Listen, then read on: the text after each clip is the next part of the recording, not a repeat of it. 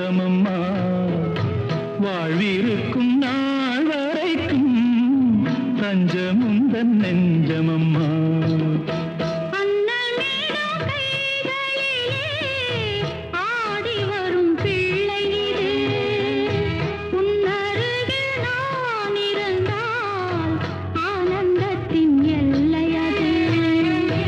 காயத்ரி மந்திரத்தை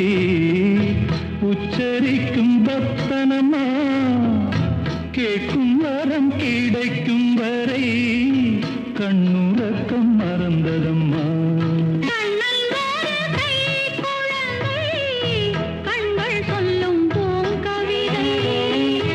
கண்ணம் சிந்தும்